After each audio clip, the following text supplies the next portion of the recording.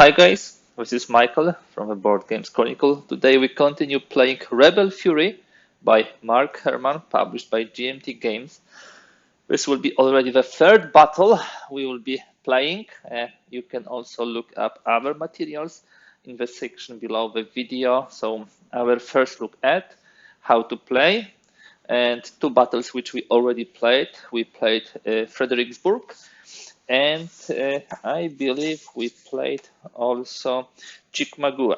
Today we'll be playing Chattanooga. So Chattanooga is kind of a natural consequence of the previous battle of Chickamauga. You might check the Chickamauga battle in one of my videos. And this will be about actually breaking of the siege of this city. How I will go about this material, guys, it will be split into four parts. First of all, we will talk a little about the historical background of what happened here. Then we will talk about the scenario setup, so all the things which you can see here and some special rules which we have in the playbook. Third thing would be a discussion of potential strategies, options, based on my experience. This is not my first play of this scenario, so some things which you can take into account. And fourth will be actual play. Would we play the whole game? It has 6 turns, so on one hand it's not the shortest of the scenarios. On the other, the counter density is pretty low and the action will be very intensive, especially in the first and second round. Then it will a bit slow down, which will allow us, most probably for more for quicker turns. In the initial turns there will be a lot of movement, but then later on I believe there will be much less movement. Okay, with that in mind, let us start. So historical background. Let's start from the Chickamauga battle. It was in September 1863, so 2 months before this, what happened here. It was actually on the same map over there. We are not showing this today. We are zooming in only on that part of the map. But believe me, it was a fierce battle in which actually the Confederates managed to mold and beat the Union troops despite the dense woods and really good defensive terrain. We played it, as I told you, we played this battle, and we actually achieved maybe not a similar result. Okay, it was operational victory by the Confederates, but we didn't manage to grab the strategic victory. Chickamauga proved to be a very deadly battle in our case because there was a lot of pieces fighting together. So what happened after the Bragg? You can here see the General Bragg won this battle.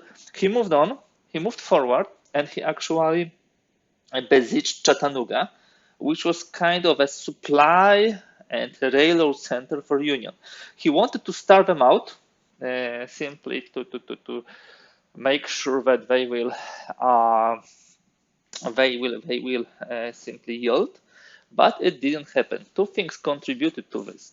First of all, a supply path to Chattanooga was opened, and there was a possibility to bring the food to the besieged troops. But another is even more important.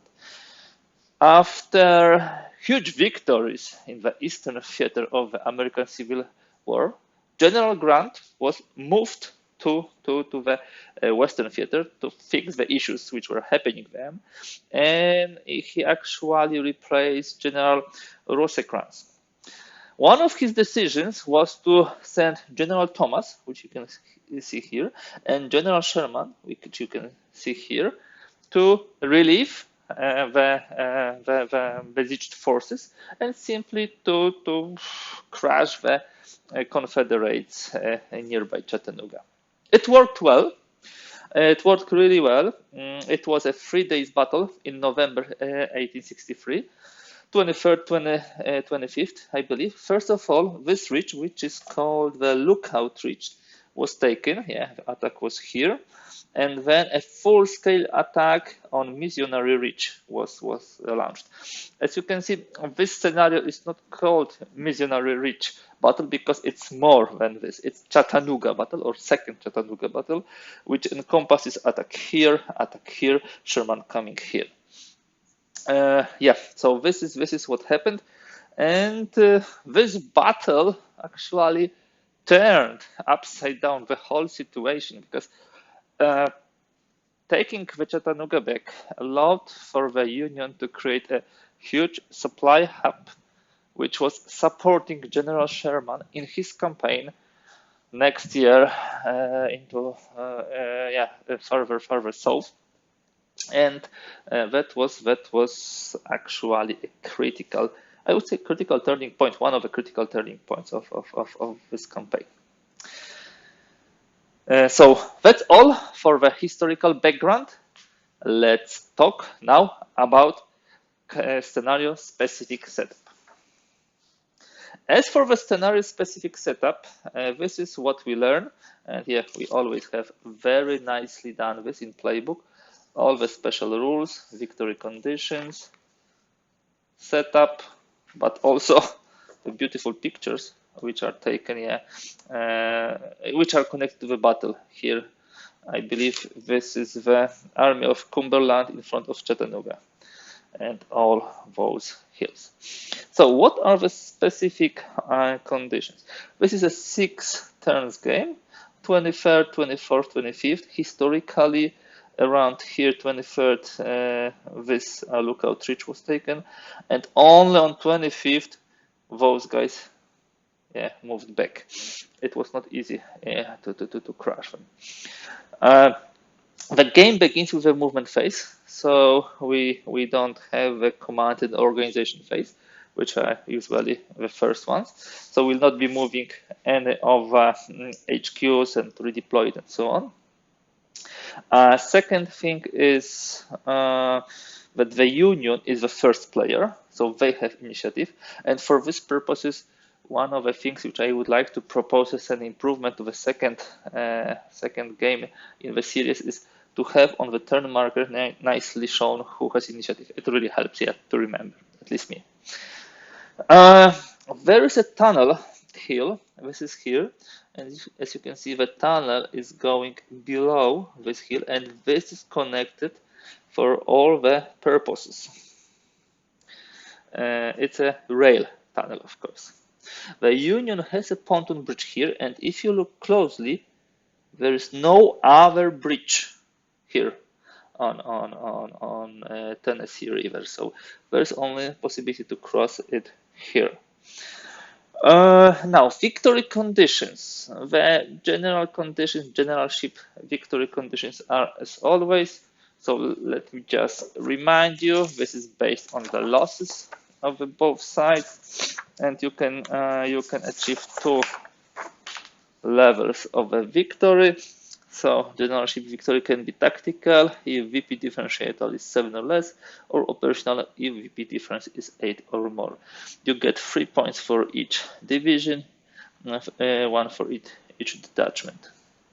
For strategic victory, this is surprisingly similar condition, because both sides have a goal of actually building and the connected railroad connection from Ringgold to Chattanooga. So Chattanooga and Ringgold is here to the south. So actually, one of the best ways is to crash here through this railroad for the Unions and get this connection. For the Confederates to be able to do it, they would need to go down and attack, which most probably is not so easy. Okay, so these are the specific conditions. I believe there is 1 detachment available, and also one more thing for the setup. There's a heavy artillery concentration here. It has a range of 5, and on the hex and around this hex adds 3 to artillery. Let's move now to the strategic considerations for this scenario. So guys, strategic considerations is simply analyzes what to do how to play it, how to achieve victory.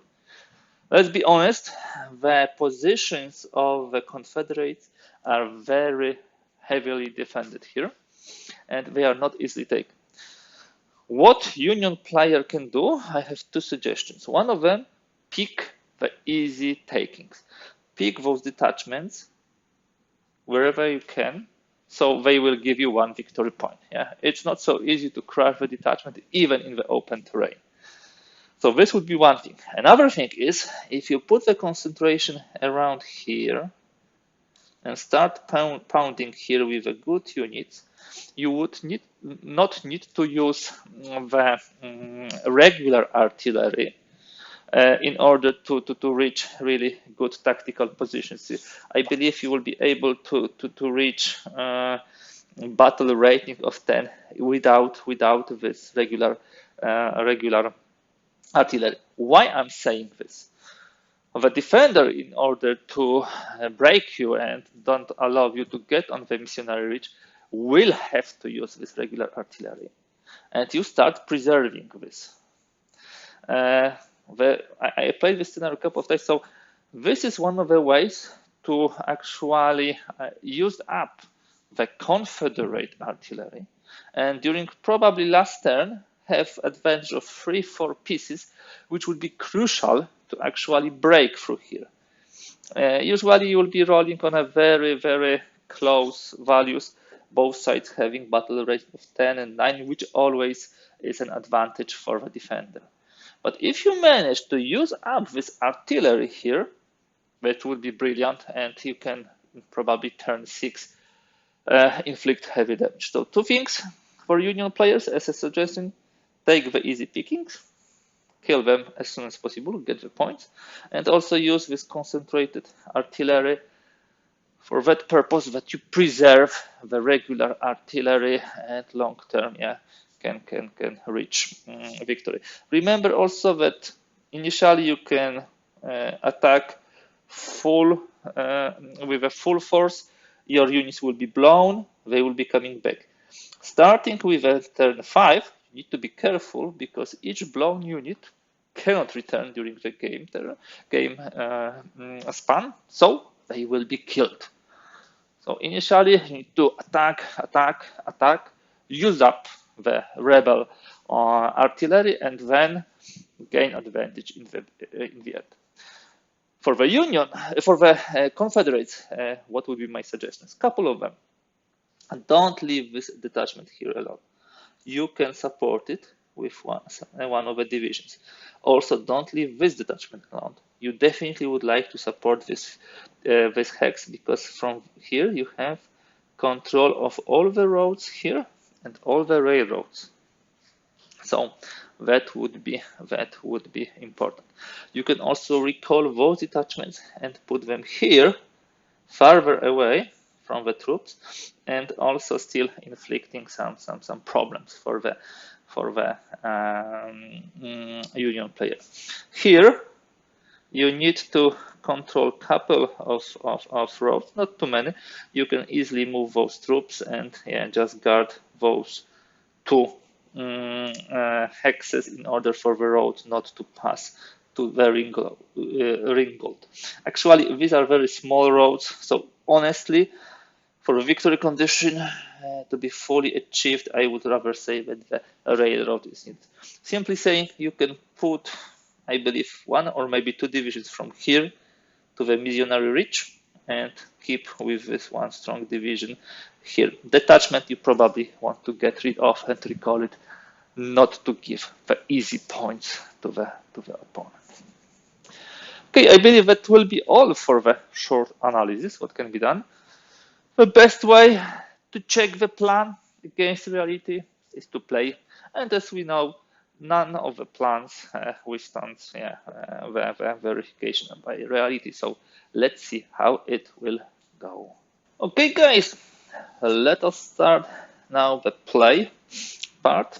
As already mentioned, we start from the movement phase. So initially we'll have only movement, attack, and the end phase. Later on, we will be going through the whole sequence of play. I will take the rule book which will help me simply with all the phases. If I forgot something, hopefully I will not. Let me remove the heavy concentration for a moment. So we start with a movement phase, and we would like definitely to close one on another. That's for sure one of the ways to go about here. Both sides will be doing a lot of movement in the first turn. Later on, it will be much more static. We have here two units from the same corps brigade, so that actually helps. Here we have different ones. Yeah, these are all different, so they will not support each other. Here we have a 15th, 17th. What do we have here? 15th also, and 14th. So at least those two, the 15th, will be able to fight together, one with another. So let's start. The Union will move first, and they will probably would like to get rid of this detachment. So let me move wood here. And the response from the Confederacy also take care that those two are from the same brigade and those two, so those will be supporting each other. Those unfortunately not. So what we will do, we'll start actually moving here. So this will be one here, and this of course moves to the battle formation, and those guys also has to be moved to battle formation. One thing which I forgot to mention is that we have two forts here, and they give 5 to the battle rating, and if you approach them you need to attack. So this is also an important factor. Now those guys go here and here. So yep, we have them here. I believe now we will try to reinforce those area. Maybe not from here, maybe from here. And then the Union player will go 1, 2, and to flip. Those goes here. Those enter this defensive position here. In such a case, we will move the 14th 1, 2, and they have to flip. Okay. So here we need to take care about that element, actually turning into the battle formation. We press on here. We will go here. Why here? Because we want some support for those guys. We press on here. Now we will do some moves also here. Let me put the 15th 1, 2, and they flip. You see, we don't have now the support of Thomas here to this attack. It's 1, 2, 3, 4, 5 maximum. So not that much. And now what those guys would like to do? I believe we'll move with those guys here.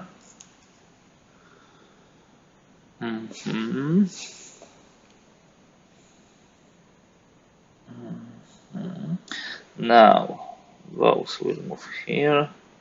Those will move here. Those will move here. Sorry, too fast. Too fast and too furious. Now we can close on those here. We can get here. We can get here. We can move 15 1 on the road 2, 3, and flip because of the zone of control, zone of influence. We will also change slightly here the situation. Those guys will get here 1, 2, 3, 4, 5. Okay. What the rebels can do? Can they do something else, or would they like to pass? No, they will move 1 hex here.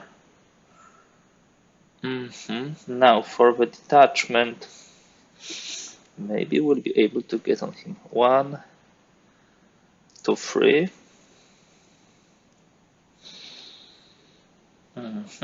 And now for the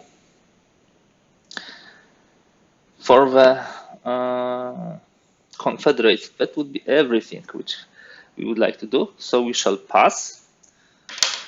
Because they passed, now the Union will roll, and they will roll. They need first of all to order one HQ and count number of divisions without not being in the enemy zone of control. I believe only zone of control is needed, not zone of influence. And roll a die added, and only then we can order the units within or according to this range. So I believe use Sherman in this case. Yeah. Just double checking. 1D, and that's 1 die roll for each battle. Okay.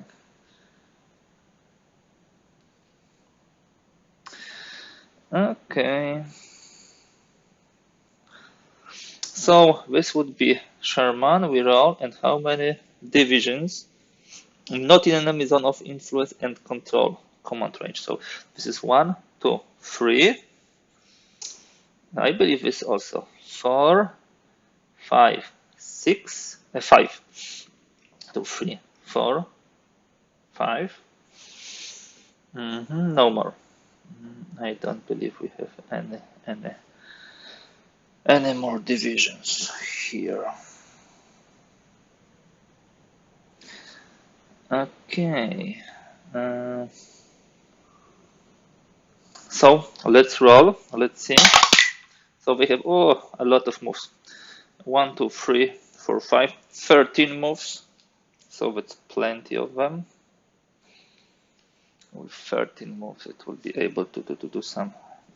1, 2, 3, 4, 5, 6, 7, 8, 9, 10. I have not put my regular, range limitators because it's more scenario. So we move 1, 2. This is first move. This is the second move. 1, 2, 3, 4, 5, 6, 7, 8, 9, 10. And this is the third move. So these are the 3 moves. So we are at 10 now. And we probably should push something around here also to fight with those detachments. So let's go 1, 2, and this is flip, of course, because of the zone influence. So first move, second move. Let me check if we can pass this river. Yes, we can pass it. And so 1 move, second move, third move, 3 moves. So we have only 3 moves now. Let me try to move those guys. 1, 2, 3, 4, and they flip. Then we have second and third move. So we have only 4.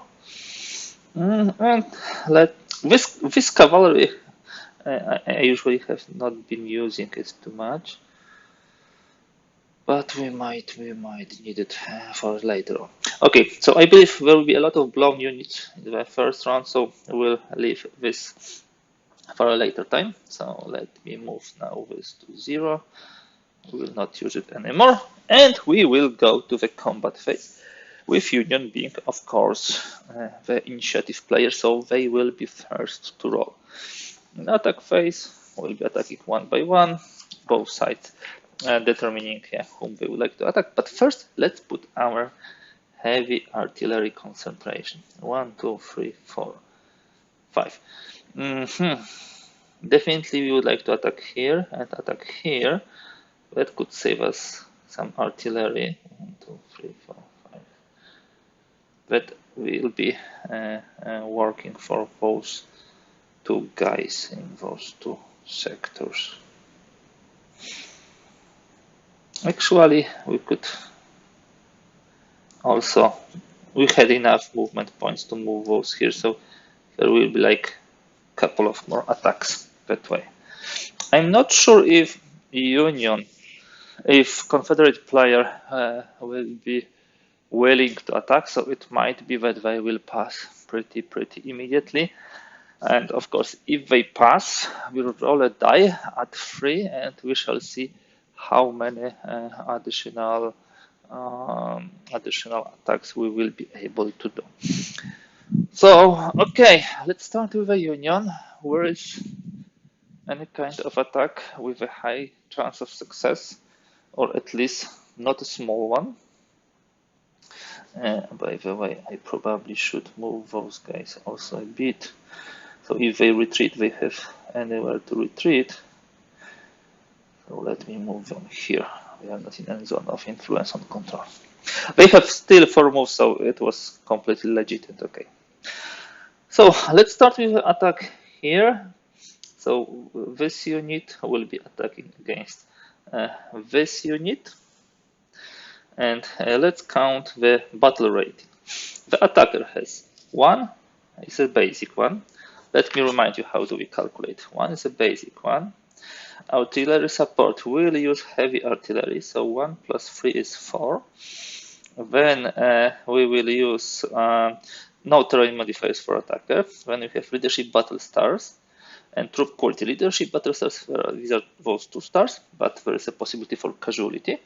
And 1 battle star is here. So 1 plus 3 was 4, 5, 6, 7. And then we have attacker support and corps division integrity. We have attacker support because we have a units, this and this, which are both in the enemy zone of control, and we have our units also in the zone of control. So, for example, this unit is supporting, this unit is supporting. And we have a corps integrity because we have here the 4th corps. So it is 10 battle rating. And we don't utilize the artillery. Now for the defender, they have probably regular division, yes? Regular division. So they have 1 basic battle rating. They have pretty nice defensive terrain, so this is additional +3. So 1 plus 3 is already 4. They have those guys defending with them. Integrity, this is 5. We can add the star, this is 6, and we will use the artillery, this is 10. So this is 10 to 10. High chances that it will backfire on the attacker, but that's not the purpose. The purpose is to deplete the artillery. So we roll on 10. So 8-8, I believe both sides have significant advantage, and significant advantage versus significant advantage is attacker retreat. And if defender in defensible terrain, fieldworks, fort, or entrenchments, roll 1d, and we will either blow or maybe only retreat. So they are blown, and they are being moved 2 turns forward. Now, the next attack, which we would like to do, will be again against this space from here. And let's calculate the odds. So first of all, 1 basic, 3 from artillery, this is 4, support 6, 7, and 6, 7, yes, 1, 2, 3, 4, 5. Okay, not so much, only 8 in total. 1 basic, 2 for support, this is 3. 3 from artillery, this is 6. And 2 from general, this is 8. But yeah, we'll go still with this. Because in order to defend properly, they again have to use the artillery here and have 10. This is 9 to 6. 6 is still a significant advantage, and on 8 is significant advantage, so we still have the same result. Let's see if they blow or retreat. They retreat. They should retreat 3, but because the second hex is defensible terrain, they stay here. Okay, no successes so far. Now we'll do attack here. 1, 2, 3, 4, 5. Okay. Remember, it's always risky rolling on the attack because 0 or 9 can potentially also inflict casualties here. I believe I remember about it because it's not so easy. Actually, we did 2 attacks with the Union because we believe that the Confederates are not attacking, but we should first roll to see how many attacks we have. So we have 5 and count it that way. First attack here, it was attack before the Confederates passed. Now we had 5 attacks, we did 1, so we have still 4 attacks. I believe attack here would be good because we'll use heavy artillery. So this is 1 basic, 2 integrity, 3, 4 for having the attack support, 2 for having the 2 stars here. And would we have anything else? Yeah, of course, calculated it wrongly. 1 basic, 2 is integrity, 3, 4 is support, 2 dots are actually general, and 3 from artillery. This is 9. This is 9. And what will defender have? They will have 1 basic, 3 for terrain. This is 4 already. 5 for integrity, 6 here, and artillery. This heavy artillery really helps, but long term. 0 to 6, so I believe it's complete calamity. 0 on 9 is D, and 6 is significant advantage. So if we have D and here significant attacker blown, so they are automatically blown. Happens 1 less attack, so 3 more attacks. Will not attack here, will not attack here, will attack here, here, and here, and that will be all. Attack here. The attack, I believe it will be 9. 1 basic. Attack support integrity is 3 in total. This is 4. 2 for the stars. This is 6. And we will use artillery. This is 9. The defender is a pretty nice unit here. They have 1 for the basic, 3 for terrain, 2 for the stars, 1 for the star, and still 3 missing. We'll use artillery. So that way it's 10 to 10 again. That's definitely the defender in the favor of defender. And 0-5, it will be attacker blown, I believe. Significant advantage defender. Yeah, poor rolling. And this was that guy or that guy. Doesn't matter. They are both blown. And 2 more attacks. These attacks will be against detachments. And how do we calculate them? Here we have 1, 2 for integrity. No, we don't have integrity. We have only support. So 1 is basic, 2 for support, 4 for attacking lonely detachment, and we'll use artillery. Yeah, to have full 10. They have 1 for detachment, 3 for terrain, and we will use artillery to have 8. So 8 on defender, 10 on attacker, a little bit better. 9 to 3, I believe it might be success. 9, significant advantage. 3, advantage. Significant advantage to advantage defender retreats. But if this is a detachment, they are being killed. So this is first victory point for the Union. And they do the momentum advance. And the last attack is here. Most probably this will be the exactly same odds. Both sides will use the artillery. Here actually we could use Thomas also, but we don't want. Or maybe, you know what, maybe we don't want to use the artillery. If we don't use artillery, we'd have 1, support is 3. 2 stars is 5. The detachment is 9. So we will have 9 and they will have 8. Let's do it that way. Okay, this is not good. This is not good. 9, 1 is unfortunately here, and 8, 4 is here. This is disadvantage to advantage. Attacker retreats. Let us say these were those guys, or those guys. They didn't have a cut the retreat path. Let's see what happens. Pity we didn't manage to get this detachment. Only retreat. Good. And that will conclude the combat, and that will actually conclude the turn 1. As I told you, a lot of movement, not so much breakthrough, but already a huge disparity in artillery, and that was the goal. So in the end phase, we do a small cleanup. What else do we do in the end phase? Just let me check. Okay, so that will be it. Will be it for this turn. I will move to the second in a moment. Okay, guys. So let us move to the turn 2. Interesting situation on the map.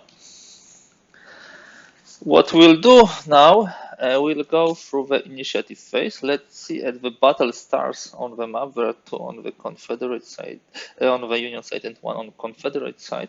So that means that the initiative automatically goes to whoever has more. So it stays with the Union.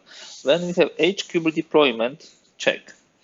So the ones which are in the maneuver mode, we simply take them out of the map, of course. But the ones which are not, we roll for them. And or 4 or less, they will need to stay, but on more, we'll be able to redeploy them. I don't think we need to redeploy them. They are in pretty good spots, but let's see. Okay, so the Union one actually stays here. We just realized that it's good roll for the Union. You cannot redeploy the HQ to zone of influence of the enemy, so they would have to be somewhere over here and not be able maybe so well influence the attacks. And now for the Brack, he also stays here. We add this +2 battle mode. That means that the next turn will add 2 to the roll. And it will be not 0-4 when they stay, but 0-2. And the Sherman we can redeploy, and we would like to redeploy him to better support those fights here. The rules for redeployment, not in the zone of control or zone of influence, within 3 hexes of a friendly unit. Thomas has actually coverage here, so I believe the Sherman can be, for example, here and having coverage in this area. Okay. Detachment placement. So this is a placement, not recall yet. Do we want to place? There is one Union. I don't believe there is any sense to place a detachment. So detachment recall would I believe we can recall those, because in case of a disaster in the fight, they will just give additional points to the enemy. We don't want to recall that one. We anyhow defend mainly on this line, on this ridge. And yeah, off-map movement we don't have. Formation determination. Let's check. Those change to the maneuver formation. And other than that, those stay. I don't believe we'll have any. Yeah, of course we have change here. Those should be in the battle formation from the previous turn. I believe that's correct now. There is no blown divisions return. I believe, guys, we had Too many attacks here. Now I see one attack too much. I forgot about the limit of 2 units coming back as a blown. This is, of course, issue on my side, but yeah, sometimes such things happen in the heat of a battle, and that's exactly what happened. What happened here. We should not attack too much. We should have still 2 units, yeah, to maximum in the blow. But we tried to break through. Okay. Off-map movement, we don't have now. Organization phase, formation, determination. We did blow, division return. Nobody returns. Disengagement. Is anybody willing to disengage? I don't believe so. That's not a good idea. There is even a potential for those 2 guys attack here, but then they will get in the open terrain, so maybe that's not the best way to go about it. Okay. So, field works, nobody constructs, movement phase. We start with the union guys, and what we'll do, we'll start with this corp moving into this direction, so they will move here. The question is whether we would like to do something with confederation. No, they say we pass, and now you have problem, because you would need to designate one HQ and only move around it, and within this, zone of influence. If they do it that way, we have not much choice, and yeah, we will need to order Thomas. We roll a die.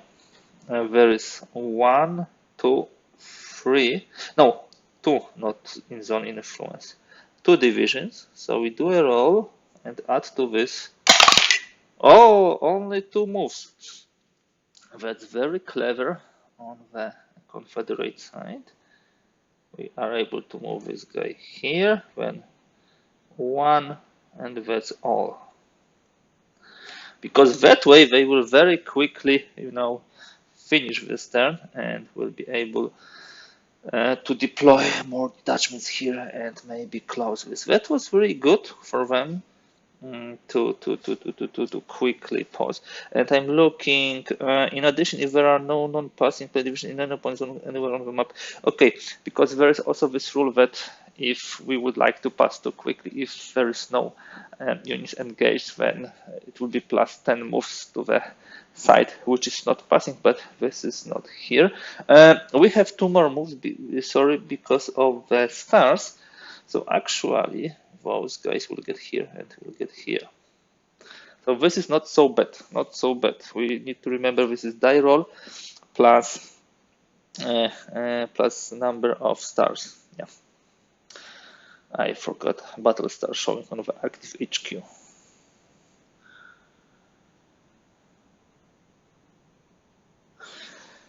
Okay, what else? Combat phase. We will put this here again, and we'll try to pound, again. The Confederates. How do we go about it? We attack here, and this will be 1 basic, 2 for integrity, 2 for support, 3 for the artillery, not regular, only the heavy, and 2 for the battle stars. So this is 9. Defender would like to defend fully, so they will use some ammunition.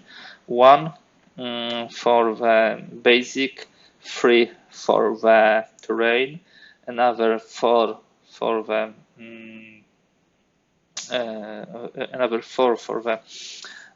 artillery, 1 for the integrity, and 1 for the battle star. So this is 9 on attacker, 10 on defender battle rate. And this is 9 to 9, which I believe is a crazy story, because we are getting 2 casualties. Let me check where I have a casualty. I have casualty here. Yeah, both of those guys just became casualties. We flip them. What a crazy roll. Of course, it is still a retreat for those guys. Let's see if they are blown or simply retreat. They retreat. 1, 2, 3. And yeah, we have now unfortunately casualties.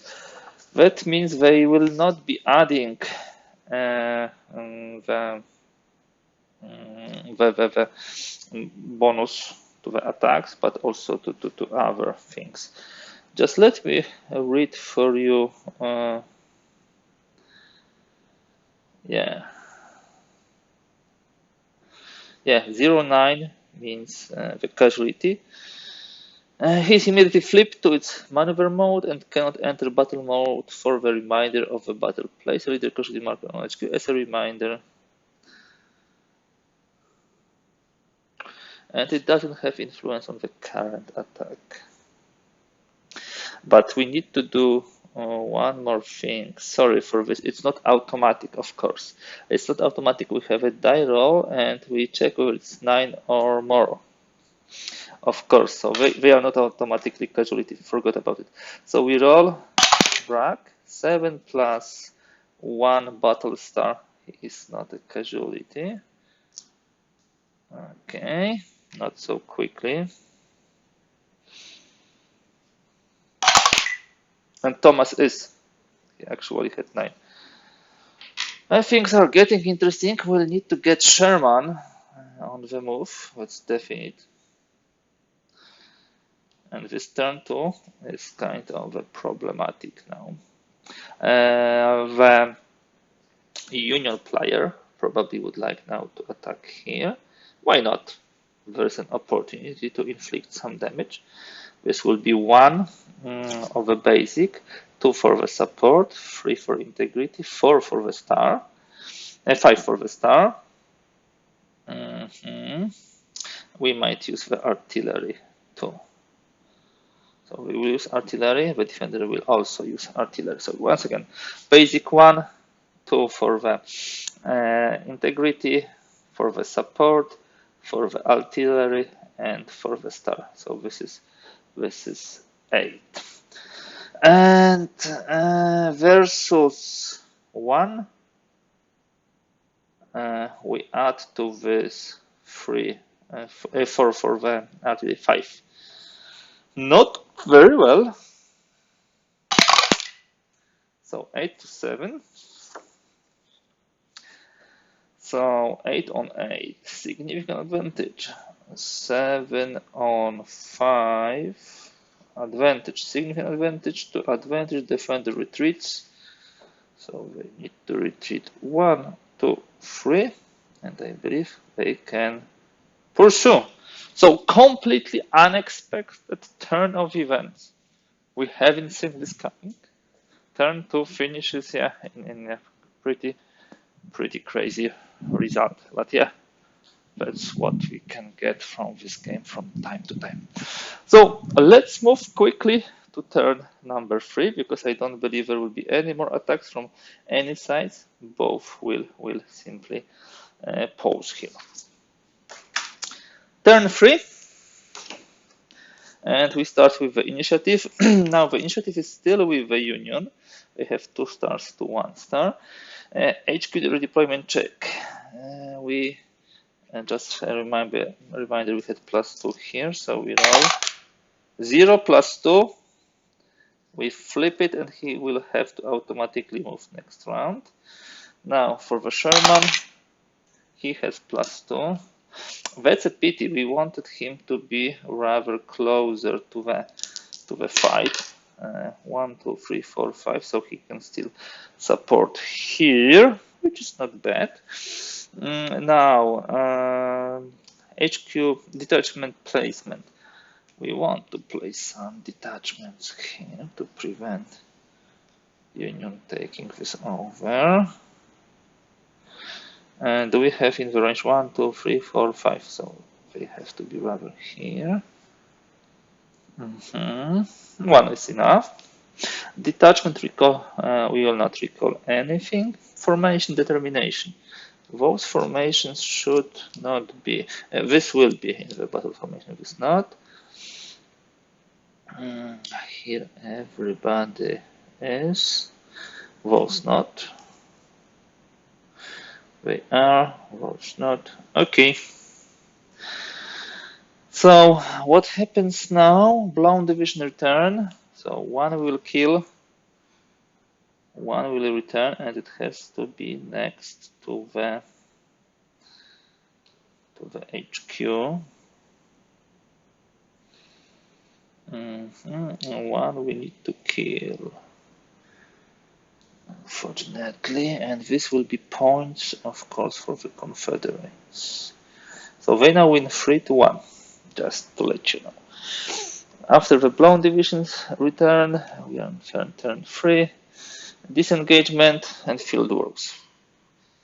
I believe some disengagement here is not a bad idea. We don't need to go further here. And here we can also do a disengagement. Movement phase. We start with a movement. And the first movement will be here, here, here, here, here, here. And at this point in time, I believe it will be completely okay for the Confederate player to say pass. Yeah, this would be too much of a movement. Okay, so they will most probably pass. They can even go here. They should not attack, but they can. Okay, they will not pass. They will go here. So then they will go here, and then this guy will keep the roads under his control. Okay, this is good spot. Union can still do something. So they did here. They did here. They will be passing. So let's activate this guy who has die roll +2 for the battle stars. So 9 moves. Finally, a lot of moves. So we will move here and we will move here.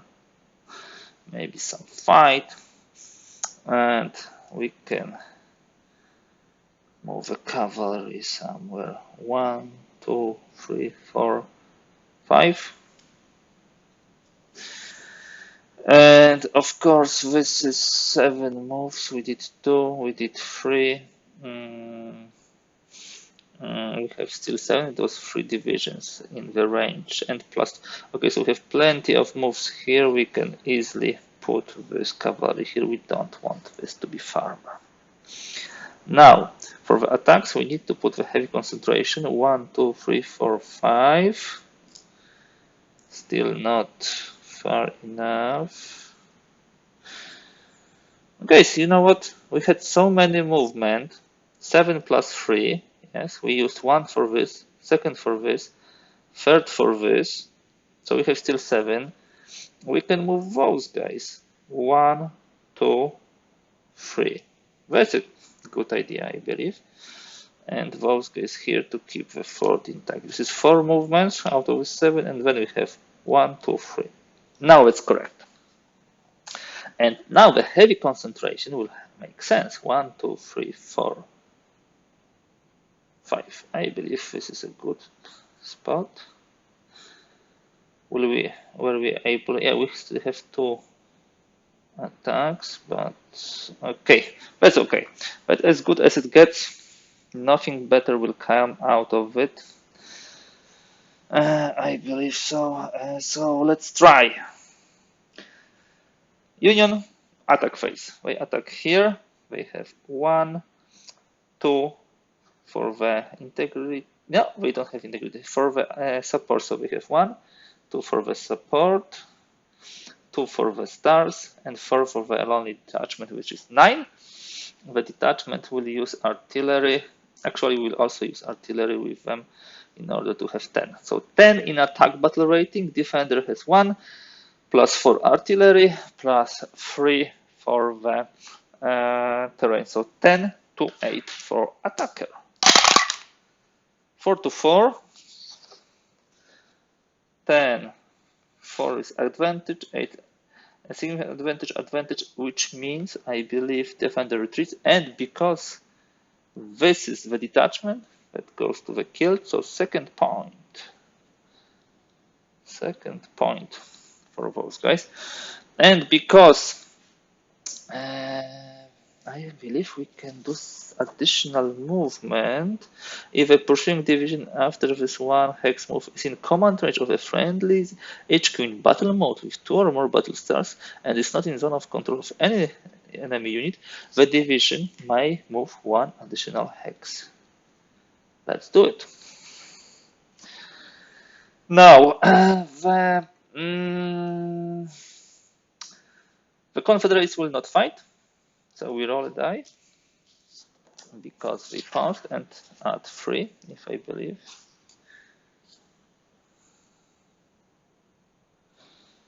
So let's see. We have 11, plenty of attacks. We will not use all of them, that's for sure. So let's do some of those attacks. 1, 2, 3, 4, 5. So up to here we have access to do this. So let's start with attack by the 15 Corps here. They will attack with everything they have. So 1 basic, 2nd integrity, 3, 4 with the support, 2 stars is 6, and the regular artillery for 5th is 9. So we use it 1, and we'll also use it. They will defend with a full 10. That's no brainer. They have 1 basic, 2 4 stars. Oh, they will not have full 10. 3 4 terrain. Oh, they have full 10. So 9 to 10. This is the attacking unit. 0 2. Ooh, I believe it's something poor. 10 has advantage on. No, 0. This is disadvantage. And 2 on 9 is disadvantage. Disadvantage to disadvantage. That's a crazy counter attack. We didn't have it coming in the past, but yes, this is counter attack. And let me just quickly double check the counter attack result. The defending division must perform an immediate counter attack. The original defense is now the counter attacker, and the original attacker is counter attacked. The original attacker retains its original calculated battle rating, so 9.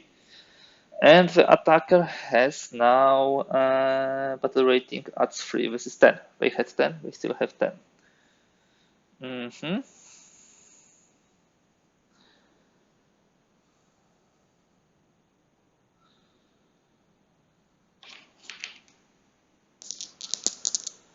Okay, let's see.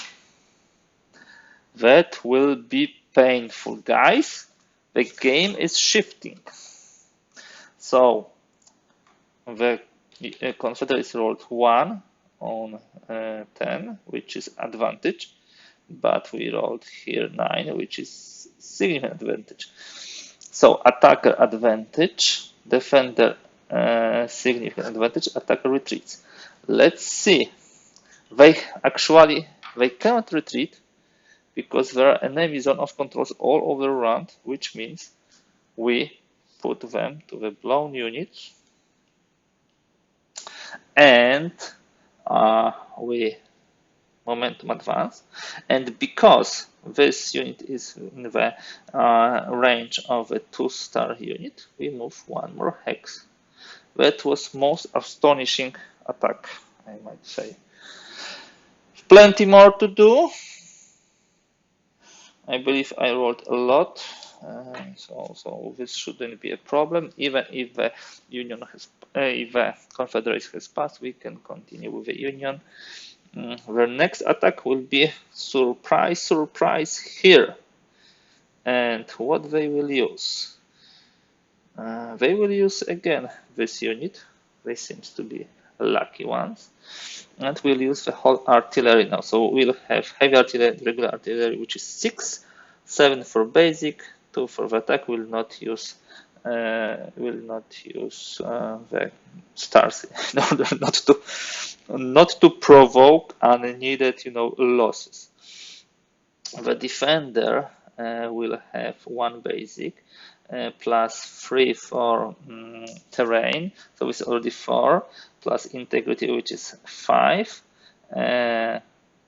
He will use battle star, and he will use the artillery. So this is 10 to 10.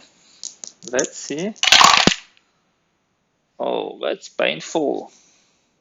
That's significant advantage on the defender, and 1 is advantage. So again, retreat and roll for being blown. Yep, they are being blown. Sorry. Catastrophe.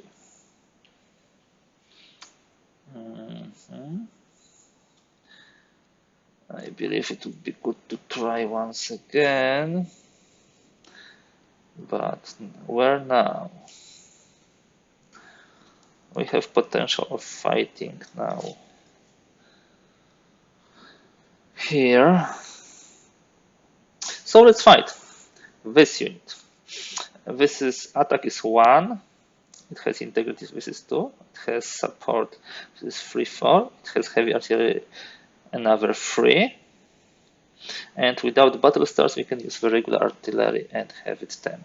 They, in order to have 10, they would need to use, they have basic, they have the support of the division integrity, because, there is a division here. Let me just move it over there. So this is 1, plus division, it's 2, plus terrain, it's 5, plus battle star and artillery. So 10 to 10. Oh, that's interesting.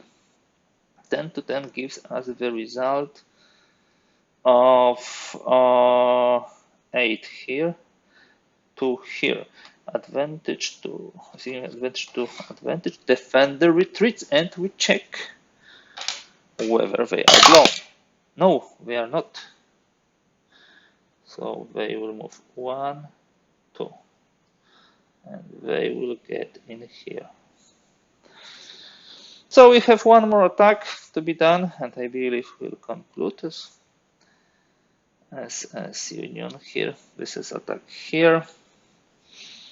I believe this is. Let me attack with those guys. It will be 1 basic, 1 star, 1 support, 2 support attack, integrity, heavy artillery, and 2 stars. Versus, in order to defend here, it's not really be so easy. So they will use artillery, but they have 1 basic, 3 for terrain, and 4 for the artillery. We can use 1 star. So attacker 10, defender 9. I believe both will have. So defender has significant advantage, and here we have advantage, significant advantage. Attacker retreats. Let's roll for the possible losses. Yeah, there are some losses, and we'll not roll anything more. But they get in here and they get in here, which makes things complicated for the union for the confederate player. Okay, guys, let's stop here. Both sides pause, and we will move to the attack phase, to the 4th turn in a moment. Okay, guys, slowly but steadily we're wrapping up this scenario. Let's move on. Let's speed up a bit. I don't want this material to be too long, but I hope you appreciate the game. In the end phase, we move the turn marker up, and we actually remove the heavy artillery concentration, and we start from the initiative. Initiative still stays with the union, 2 battle stars versus 1 battle star. We roll for the battle. Check redeployment. We will not have any we'll simply move both of those guys. Where we would like to put the Bragg, I believe more to the south, so he can span all those units. And for the Sherman, I believe we want also to be pushed here. The place over here seems as a good one because he has access here and here. Yeah. So what will happen now? We have HQ deployment now. Detachment placement. Don't believe anybody wants to. Oh, maybe we'll place a detachment here just to block the Union troops from getting the access via railroad. Then recall. Do we recall any detachments? No. Organization. Some of the units will organize nicely. Yeah, because they are not in zone of influence and control of the enemies. Here, for example. Yes, this is correct. We can have also a disengagement, but the disengagement is not possible here. I don't believe there is any need for a disengagement, and field works will not be constructed, so we immediately go to the movement phase. First things first, the Union would like to pin down both the detachment and this division. Now, as for the Union troops, they want to survive. For the, of course, Confederate troops, they want just to survive, and they will say pass. They don't want to move anymore. So we will order the Thomas, which is casualty, but has a possibility to move the units on the range of 12, which is cool, and actually order them 1, 2, 3, 4, 5, 6, and 8, 9. Then he can even order those guys. Good. So he has 1, 2, 3, 4, 5, 6 divisions which are outside of his, which are outside of zone of control of enemies and within his range of command. So this is this will add to the die roll. So this is 6 plus 2. No, he doesn't have any battle stars. So this is 6 plus a die roll. 7 moves. It's not the most bigger number of movements, but let's see. We'll take it. We'll go with this division. 1, 2, 3, 4. And because it's a road move, we can move one more. And then as a second move, we'll get here. We want to destroy this detachment. So these were 2 moves. We have still 5 more. Where we'll have some of those divisions coming next turn. Okay, we would like most probably to go here. So this will be 1, 1, 2, or 1, 2, we flip, and 3 here. This will be 3 movements. We should probably also build some attack possibilities, so we move those guys here by 1.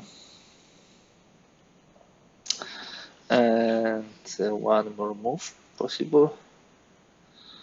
I believe this cavalry can potentially attack with detachment later on. They cannot attack other division, other infantry division. I will double check it. Yes, because I don't have it handy about cavalry divisions. Or I can simply check in the glossary.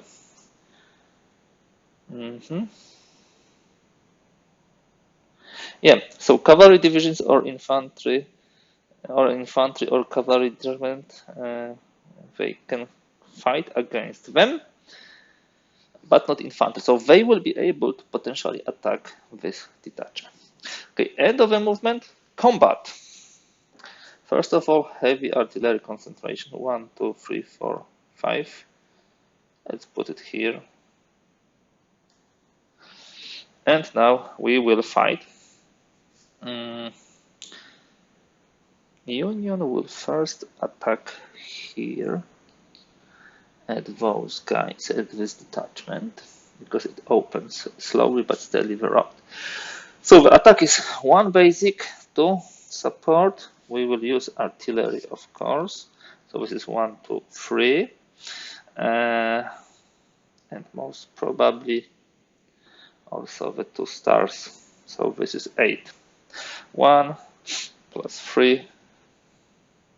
Even more, it's 9 because it's 1 basic, support, integrity, artillery, and then 2 stars. So this is 9.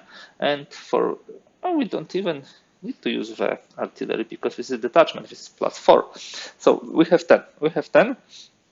Detachment has 1 star from here, 1 basic. So this is 2 plus terrain 3. This is 5 plus artillery. This is 9.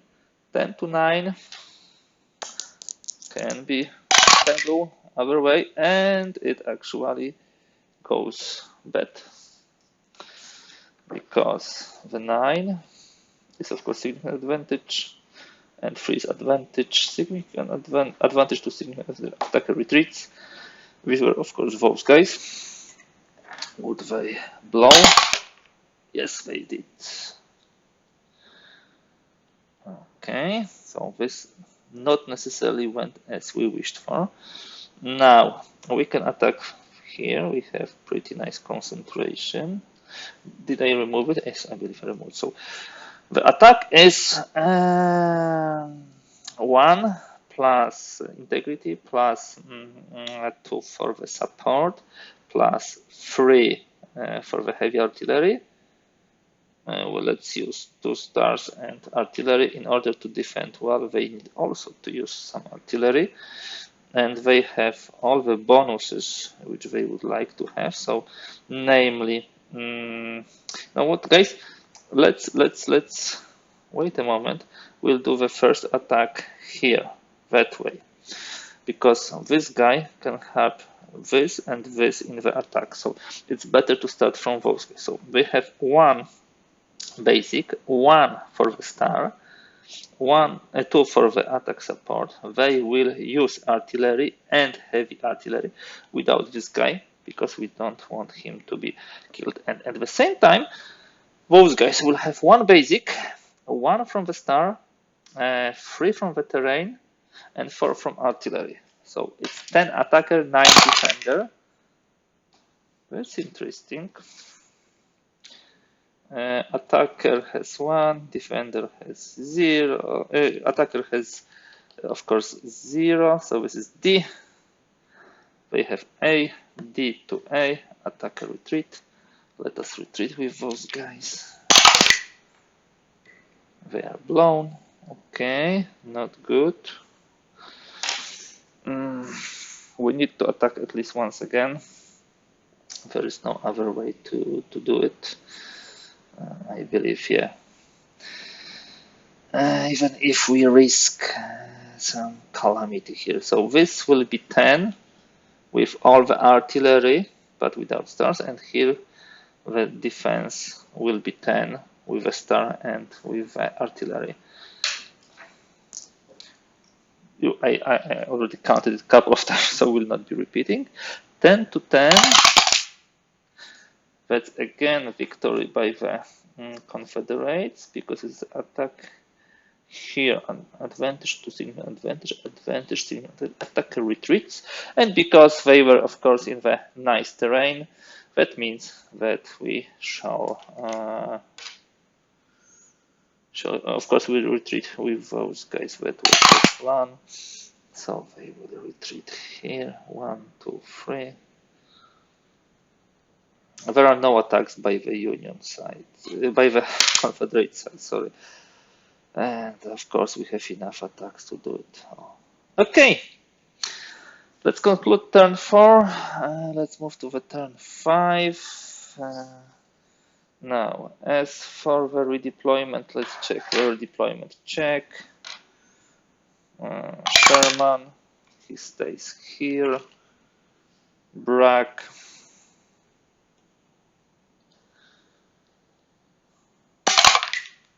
he stays here. As for the Thomas, I believe we should move him at least one hex that way, take him out and then redeploy in order for him not to be in zone of interest of enemy. And we have so many casualties, we need to do something about it and build the defense against potential attack of the Union here. We can do it. It shouldn't be a problem because we'll have some of the units coming back from the attacks. Sorry guys, I actually moved this guy here. Yeah. And now we look. What do we have? HQ deployment, detachment placement, recall. Don't believe we would like to do any of those. Formation determination. I believe this is right, this is not right. This attack waits for its time. So formations are correct, and now blown divisions return. Next to the HQ. So let me put those guys here, and maybe they will try to fill the gap. Yeah, somewhere near the river. And those two, where would they go? Where would they go? They can be in enemy zone of influence. I believe they cannot be in enemy zone of influence. Quick check. Those small rules are really important. Yes, they can be in zone influence. And this is 15, and 15 is here. And we can simply put him with actually HQ. And those guys will go here and potentially start move over there. Okay, let me move a map a bit because this terrain will start to get interesting. I still hope that you can see the north correctly. Double checking the map. Yeah, I believe so. This should be fine. And let's start the movement phase with the Union as always, because we have 2 stars versus 1 star. They will start moving over here.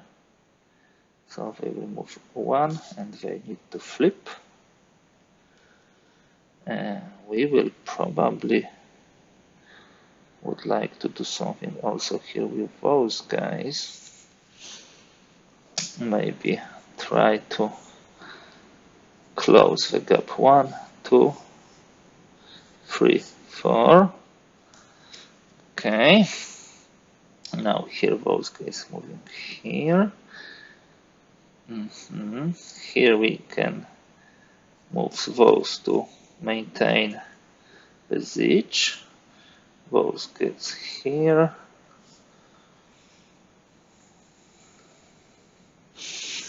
That will be all for the Confederates.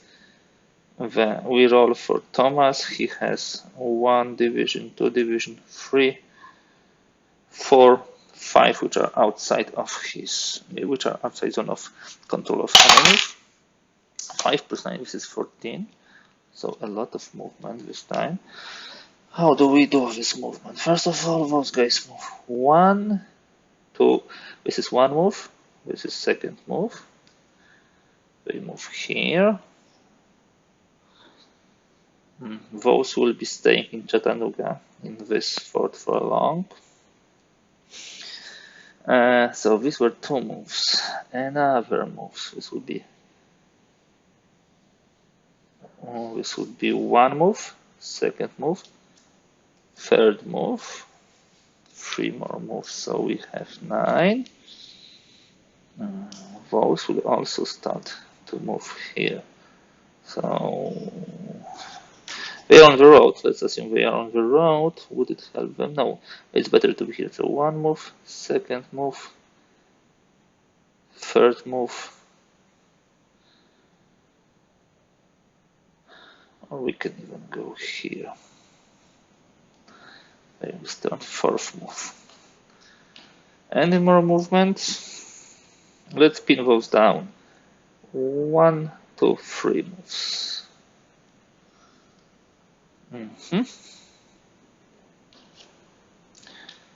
That should be it. Let's move to the attacks. And now, fun stuff will start to happen. You shall see why, guys. It's the start of the end. Crumbling of Confederates, mainly because of a lack of artillery. Okay, all or nothing, most probably during this turn. So the first attack will come here. It will have a strength of 1 for basic, 2 for the support, 2 for the stars, and 3 for artillery and 4 for the detachment. So that's actually 10. The defense will use the artillery. They want to survive. So they have 1 basic, 3 for terrain. This is 4, 5, and 4 for artillery. 10 to 9 for attacker. Okay, 10 to 9 for attacker. I believe both will be anyhow seeing advantage. So the defender, so the attacker has to retreat. And they are unfortunately dead. They are blown. So as you can see, it's 6 to 2 for the Confederates now. We'll do another attack. This time here, this will be 1 basic, 1 for star. We'll add artillery, 3 for artillery. 1 for support and 4 for detachment. 10. Now detachment will use the last piece of artillery, almost last. So they will have 1 basic, 3 for terrain, and 4 for artillery. So this is 10 to 8 for attacker. And they rolled poorly. 10 is D, 8, 4 is A. So they need to retreat, and they are blown. Another point lost. So it's really all or nothing. Either the strategic victory or the victory lost due to tactical reasons. But the amount of artillery is depleted, so we now attack here. Let's do it. Both sides use artillery. Here we have 1 basic, 3 for artillery, 2 for stars, so this is 6. In the defense we have 6 plus 10 of plus 4 of course for the detachment. So this 10 attacker. Defender 1, 3 for terrain, 1 for star, 4 for the artillery. So this is 10 to 9 for attacker. And 10 to 9 for attacker. 7, 8 are of course the advantage. Again, the attacker has to retreat and is being blown. But now, guys, the only side with the artillery left is the Union side.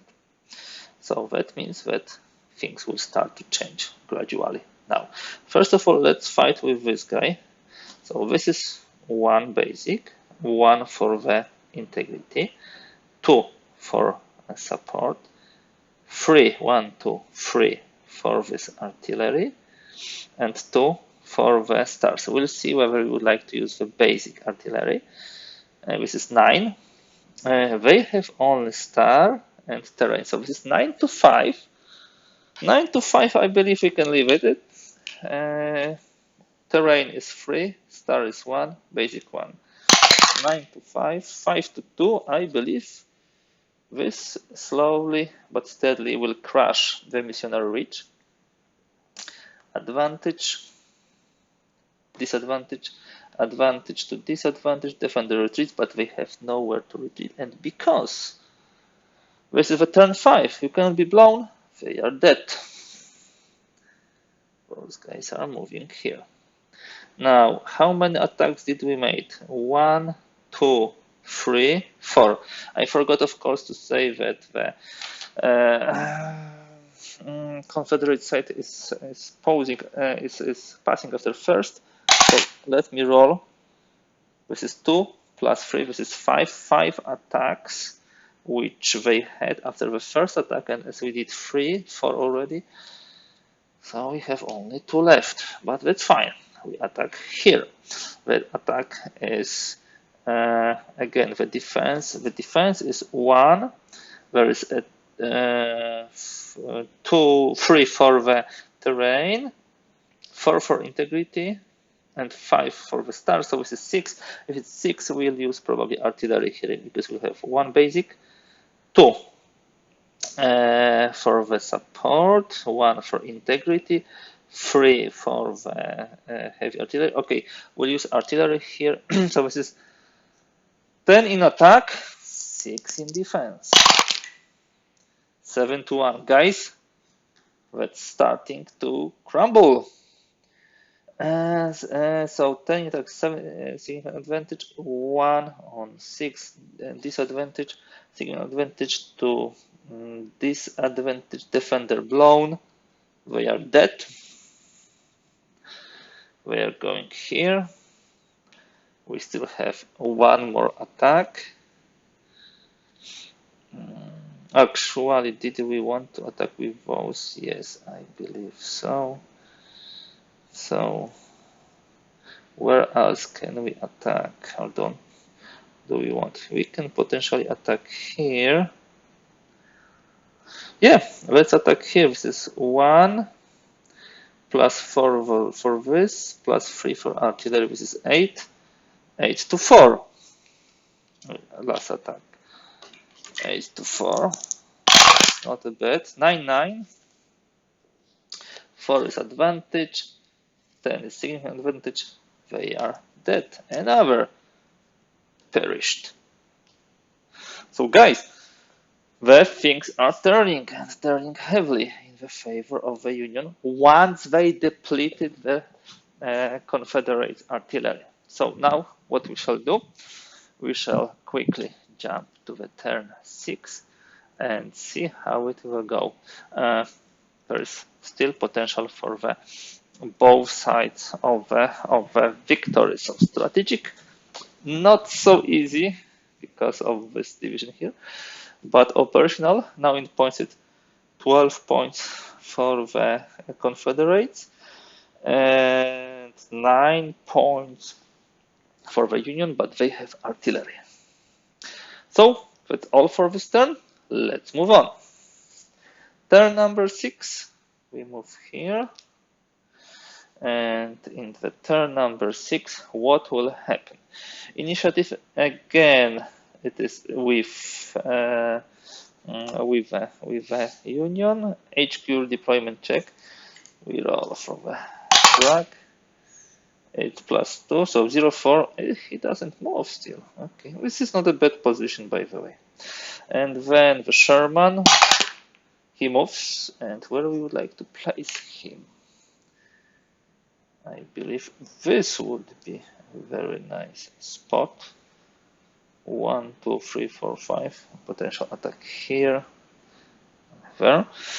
Detachment placement. Where do we want to place any kind of detachment? Anywhere? Let's say they will be guarding this. Of movement, not formation. Determination. We'll have some of the formations as mobile now in maneuver formation.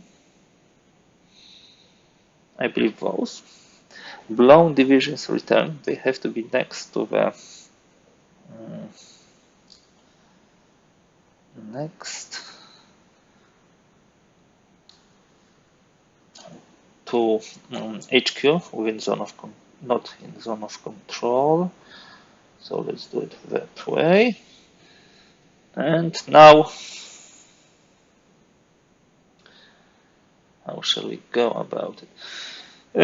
Let's now disengagement. Do we want to do any kind of disengagement?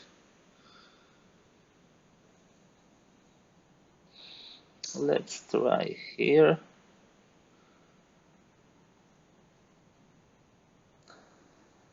or maybe not. Let's keep them in place. No disengagement.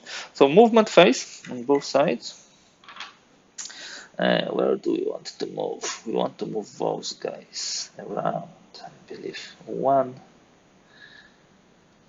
2, 3, 4, 5, 6.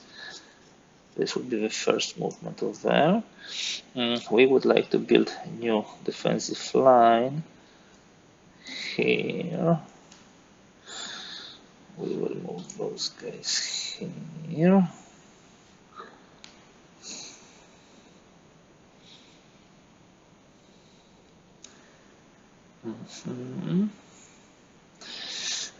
Those will no, we move those here, and then we go with those here, here, here, here. Then we move with those here. And I believe that will be all for the Confederates. Actually, they can move still those guys here. And then what they will do? They can move with this road. 1, 2, 3, 4, 5. And now that's end for the Confederates. So we'll use Thomas as our mobile HQ. He will allow 7 movements plus divisions which are not in enemy zone of control. 8, 9, 10. So we have still 10 movements. Let's do them. This would be with a route 1, 2, 3, 4, 5. We actually should start with those guys. They will go here. And those then will move. We were here. 1, 2, 3, 4, 5, 6, 7, 8. 8. This is a road movement. And then 1 movement here. So these are 3 moves out of 10 used. Attack here, attack here. We could have some more attacks. Yeah, those guys can move here. 6 moves. Let me move those also. They can move 1, 2, 3. So these are 2 moves. And here we'll have 1 move here, and here we have 2 moves also. 1 attack, 2nd attack, 3rd attack, 4th attack. We shall see whether it works or not. Attack phase. Union starts, and they will start with the most obvious attack here. 2, 3, 4, 5. So those guys attack here, and they attack with a strength of 1 basic, 1 integrity, 2 support, 4 detachment. We don't need to use the stars, we use the artillery. Defender has 4 plus star 5. Okay, 9 to 6. I believe 9 is significant advantage. 6 on 5 is advantage. They will be killed, and it's good that we didn't use Sherman because he would also have a casualty. So they get here. Still 4 more artilleries. So important attack here. This would be heavy artillery concentration, of course. We still have this. You know, guys, let me correct one of the movements. Those will go here because we want to use heavy artillery concentration. 1 basic, 1 star, 2 for support, 1 for the integrity, 3 for this artillery, and +1, +2 for the stars. They will defend with 1 basic, 3 for terrain, and stars. So 10 to 5 for attacker. I believe it's again huge victory. 10 on 5 is significant advantage. 2 on 5 is disadvantage, advantage, disadvantage, defender blown. They are blown, so they are dead. Now they can enter this hex, and because they are not in zone of control of enemy, but in the zone of in the range of a 2-star HQ, they can get here. Of course, the artillery was used for this. No, it was not. So let's attack here. The attack strength is 1 basic, 1 for the integrity, 1 for the star. We'll use artillery, so this is 6, and we'll use 2 stars, so this is 10. This is 10. This is 8. This is 8. The defender has 4, 5. 8 to 5. 8 to 5. 8 on 2 is advantage. 5 on 0 is a disadvantage. So they lost. They are dead. They move here. Yeah, we use it now. Attack here. We'll use artillery here. I believe this is 1, 2 for integrity. I believe there's integrity here. 2 attack here, attack support. 3 for the heavy artillery, and we'll use the regular artillery, which is 10. Defender, it's not bad for defender. They have 1 basic, 3 for terrain, 1 for integrity, and 1 for the star. So this is 10 to 6. But here we rolled 0 in a moment ago, yes, and we use the star. So we need to check if Brack is a casualty. No, he is not. So now we roll for the attack. So this might not be so perfectly good. So this is advantage, and it was 6. So this would be 6 advantage. So they need to retreat, and they are dead. Told you, this is bloody business. Close game. The last attack which we'll have will be here, with the almost last piece of artillery, and this will be attack which is 1, integrity 2, support additional 2. 2 stars, it says 6, and artillery this is 9. So I believe we can achieve 9 here. The defender has 5 star, basic, and 3 for terrain. So 9 to 5, and it can be a game-changing result, because 9-0 is D. 5 is in advantage. So I believe this is attacker blown. So despite all the efforts of the Union, it seems like they will lose the game. This, if we are, very strict, we can say that the path is open here strategically. Or this is exactly where this one division cannot hold it. But if we look at the small points, it's 15 on the Confederate side. It's 1, 2, this is 9, 14 on the Union side.